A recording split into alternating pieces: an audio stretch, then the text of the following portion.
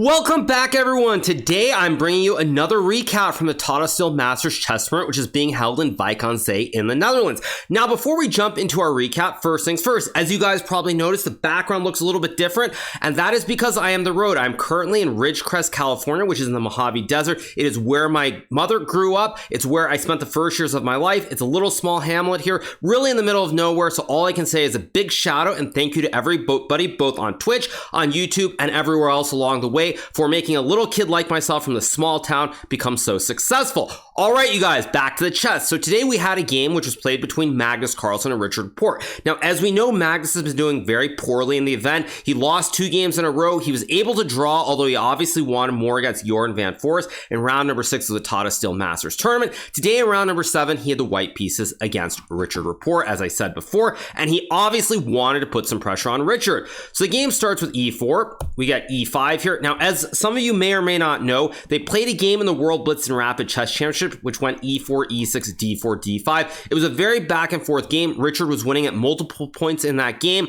Magnus, however, did end up winning that game, which was really critical for him winning the World Blitz Championship ahead of a certain streamer, Hikaru Nakamura, who is doing this recap. Anyway, you guys, back to the game. So we get e4, e5, knight f3, knight to f6. Richard playing the solid Petrov defense. We got knight takes e5, d6, knight to d3, knight takes e4, queen e2, queen e7, knight f4, and now we get c6. In the fateful 6th game of the World Chess Championship match held all the way back in 2018 between Magnus Carlsen and Fabiano Caruana, Fabiano played this move knight c6. We had knight d5, knight to d4, knight takes e7, knight takes e2, knight d5, knight d4, knight to a3, knight e6, f3, knight c5, d4, knight d7, and c3. And the reason I say fateful is because in that 6th game, they played a very long game. Magnus tried very hard to win this queenless middle game. He was actually losing at one point. I believe Sessa said there was a forced mate in, I think it was 36 if I remember correctly. At any rate, Fabiano did not find it. The game ended in a draw, and we know how the rest of the match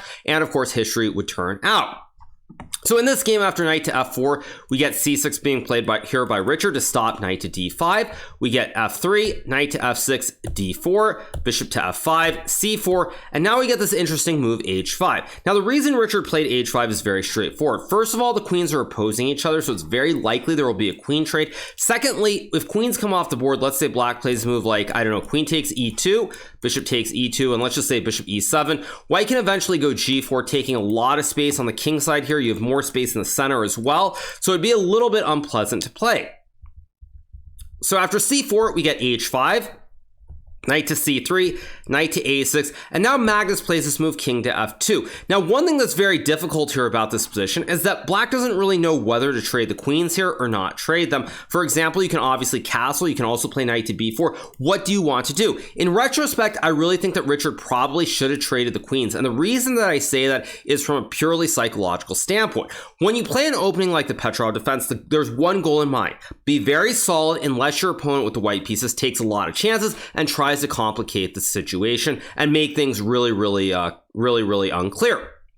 So normally, if you're playing a solid opening like this, what you're thinking is like, if my opponent takes big chances, then yes, I want to play for more, but otherwise you want to stay solid. And to me, I feel like Richard sort of lost the thread, or on the other hand, Magnus knew that Richard was going to want something that was more dynamic and complicated, which is why he played this opening.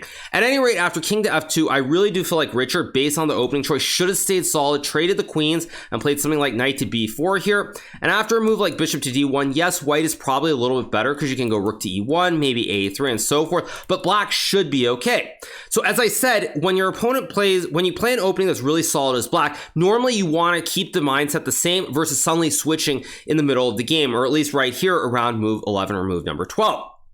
Richard, however, is a player who likes to be very aggressive as well, so he plays knight to b4, and now Magnus plays this move queen to d1. Now, there's nothing wrong with Magnus playing queen to d1. Even though he has the king on f2 here, he has his pawn on f3, which covers these critical e4 and g4 squares for the knight, and overall, white can develop very easily. You can play like a3, bishop e2, maybe bishop d3, and even rook e1, depending on what black follows up with. But at any rate, it's not as bad as it looks for white, even though the king has moved to f2.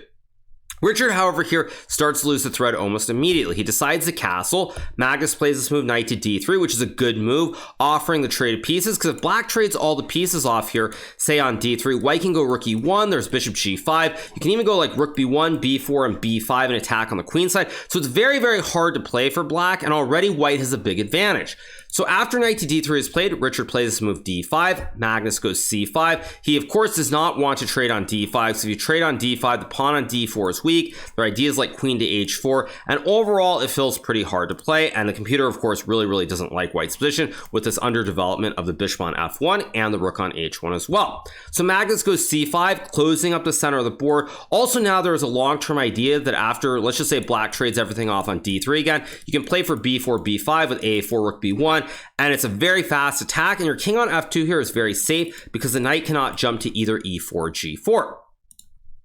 So we get this position where c5 is played, and here Richard plays this move, knight takes d3. Now, the concept is very clear-cut behind what he does, and it's very concrete, but it simply is not correct. What Richard should have done here is he should have played a slightly counterintuitive trade first with bishop takes d3, and now played this very stunning move, knight to e4. If he had played it like this, the position gets really complex. It's not clear who's better here, because if white takes the knight with the pawn, black goes queen f6 check, attacking the king and the pawn on d4, and white's supposed to go king e2, but after queen takes d4, white probably has nothing better to do here than to go bishop b1, queen c4, bishop d3, and queen d4 and make a repetition. If you go bishop e3 here, after queen to e5, there are a lot of problems with your position. First of all, black has d4, forking the knight and the bishop. Secondly, there's an idea with d takes e4, and then you'll lose the bishop on d3 or the queen on d1. And third, your king is just stuck in the middle of the board here. So white would be in a lot of trouble here. The computer actually says the best move is a3, but after knight takes d3, queen takes d3, d4, if you try rook a d1, black cannot capture either the knight or the bishop, because queen takes rook would be checkmate, but black can very simply go bishop takes c5, and now the rooks are connected. Black will win the bishop on e3 or the knight on c3, and black is already up by one pawn, and the white king is stuck in the middle of the board, so this would be GG. So this idea of bishop takes d3 would have been correct, but again, without computer analysis, without knowing exactly what's going on, Richard plays the more human approach. He decides to trade the knights and then go knight e4. As I said before, if black were to trade the bishops here after queen takes d3, you have no development here. The bishop on f8 and the rook on h8 are not in the game. The pawn on f3 stops the knight jumps, and white has a free hand to simply start pushing p on the queen side with b4, b5, and rook b1, and this is disastrous. Computer already says this is almost +2 for white, so black would just simply be lost. So Richard plays knight e4, sort of understanding the danger that's looming in the position if he trades off all the minor pieces. So he plays knight to e4, but now after pawn takes, and bishop to e2, on first glance after this move, queen to f6, it looks like black is doing very well. But of course, as we know from computers, there are moves that are slightly better. Now, what should have been played here was queen to h4 check first, and the reason is not very obvious. But after g3, queen to f6 here, the point is that now if white plays a move like bishop to e3, for example, black can go bishop takes c5, and if you play rook f1, which is what happened in the game, now black can play this move. I believe black can just trade, and after rook takes d4, let's say you go queen b3, there's this move bishop to e6 check, and if you play a move like queen to c1, there is now also bishop to h3, winning the rook on f1 because the check, of course, would be the classic fossil. So queen to h4 would have been the best move if it had been played, but instead Richard plays queen to f6, and the reason becomes very apparent immediately, because after bishop to e3, bishop takes c5, rook f1 here, now if you trade on d4, after bishop takes d4, rook takes d4, queen to c1, you don't have this bishop h3 check. My king will just retreat to g1. I will manually castle the king by hand, and with this extra knight and ideas like knight to b5 even, for example, white should be in very good shape here. Also because your pawns are a little bit loose here, like even if you go bishop e6, king g1, queen to e5, on first glance it looks good, but after queen to e3, now you go f5 to support the pawn at e4, but I can play a move like h4 to fix the dark squares where you can't push the pawns forward. I can also play a move like rook to d1 and try to attack towards the pawn on a7, and overall it's just very bad for black in the long term. So that is why Richard should have thrown in the tickle check with queen h4 first to provoke the pawn push. Alas, if he had done that, it's very hard to know what would have happened. I still think Magnus would have had good chance to win, but he would have had to have been very, very precise. At any rate, we got this position after rook to f1, and now Richard does not take on d4 here. He plays this move queen h4. Now, my thought process behind all this is pretty straightforward. I think that during the game, Richard probably thought that around this point he was in a lot of trouble and he had to play knight e4. But then once he got to this position around rook f1, he realized that if he plays simple chess with bishop takes d4, bishop takes rook takes queen c1 and king g1, he's probably going to lose a long, slow game with limited hope, and it's just going to be very unpleasant to have to suffer for a few hours, which is why I think at this point you decide, you know what, to heck with it, as they say. I'm just going to go all in. I'm going to sack more pieces, try to pretend that I'm Paul Morphy or Michael Tal, and just go for it. So he plays queen h4 here. Magnus plays king to g1, of course, which is the correct move. And now we get this move bishop to d6. Of course, now black has two bishops that are en prise. You could play a move like bishop e6, for example, here, but now the computer gives a couple options. The one that I would probably go for is simply queen to c1, because now if black trades on d4, again, you can take, and then after rook takes d4, you have knight to b5, forking the rook on d4 and the pawn on a7. Black cannot capture the knight on b5 due to the pin, and this will be winning. And additionally, if you play, let's say bishop e6, queen c1, if you go bishop d6 now, I can simply go bishop to f4. If you trade, I take with the rook, attacking the queen, and then I will capture the pawn on e4 next move. And if you play a move like f5, just to illustrate, once again, you have a lot of problems. I can even just go d5 right here, because after bishop takes, rook takes, I attack the queen. And if you take with the pawn, now I go knight b5, winning the bishop on d6. So all in all, it's really, really bad at this point. But as I said, I think that when Richard went queen h4, he was a little bit on tilt, a little bit unhappy, but he also realized that realistically, he was already in trouble and he didn't want to try to defend a worse position, which he would probably lose. So he goes for it. So after king g1, we get bishop to d6 here. Rook takes f5 is played. Richard captures on h2. We got queen takes h2 and king f1. Queen to h1 is played, and now we get bishop to g1 played by Magnus. Now at this point, white has two extra pieces. You have an extra bishop on e2, extra knight on c3. Your king, however, is a little bit weak, but if you get even like two quick moves like queen d2, queen to e3, for example, say I just play this position, I get the queen to e3, the queen will guard the bishop, I bring the rook in, even move the bishop and go knight e2 to guard the bishop, and within a couple of moves, it'll all be over. So Richard plays g6, trying to continue to do something here. Of course, bishop to h2 would not work, because now I can very simply go king to f2. You could play g6 transposing back into the game, but without a move like g6, now if you trade, of course, the two extra pieces will play in the long term. And if you don't take, let's say you go back, for example, it doesn't really do anything. White can just play like queen b3, maybe queen a4 as well. Multiple options here, but all roads lead to Rome. So after bishop to g1, we get g6 here. Magnus takes a pawn, and now Richard goes rook f8. So now in addition to having the threat of bishop to h2, there's also an open f-file as well. So on first glance, it looks like this might be dangerous, but Magnus actually was moving very quickly at this point, and he shows that he really is confident and knows that Richard's whole idea of attacking is complete Bologna. So after rook f8, we get bishop to c4 here, not queen to b3, by the way, because then black could trade the rooks and go rook to f8, winning the queen on f7. So we get bishop to c4, bishop to h2 is played here. Of course, you could trade the rooks and try to go rook f8 here, but after rook f8, white simply goes queen b3, guarding the bishop. And next move, I have queen e6 check. I can also take the knight. I can maybe even just bring the rook to the center of the board, and black is just running out of pieces. If black had an extra rook or an extra knight or a bishop or something to try to put more pressure on the bishop, there might be some hope, but you have a lone rook going after the bishop, and black simply has a queen and a bishop, so it's just not enough material.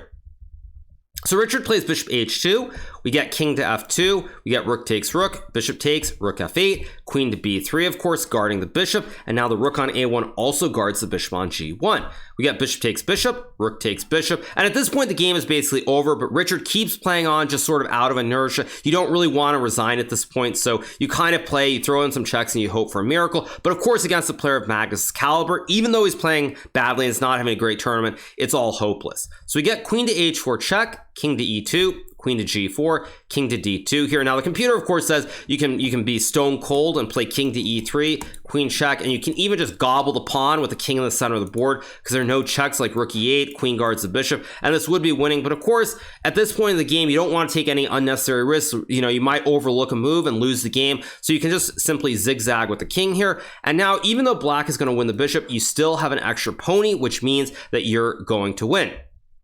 So you get rook takes bishop, knight to e2 here, queen to f5, queen to h3. A great move by Magnus. Of course, you could play a move like queen to f6 to keep the queens on the board, but even here, after a move like queen to e3, white will eventually go like king c1, rook e1, knight c3, knight takes e4, and just win the game. Black at the moment has 2 pawns for the pony, but at the end of the day, you will definitely lose the e4 pawn, and so this is just basic technique, and anybody over, say, 2,500 would win this, even against Magnus if they had the extra knight.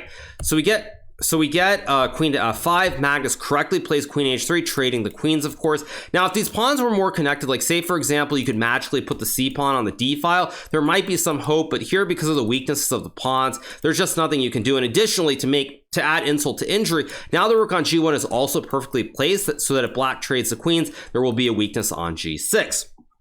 Here, Richard trades the queens. Again, it's all hopeless. If you go like king c7, I can simply trade. You connect the pawns temporarily, but after knight to f4, blockading these 2 pawns, let's just say h4, rook h1, rook h7, and g3, it's all hopeless. You'll lose this pawn on h4, and the knight blockades the pawns, and there's nothing you can do. You can't even go rook g7 because there's knight e6 forking the king and the rook.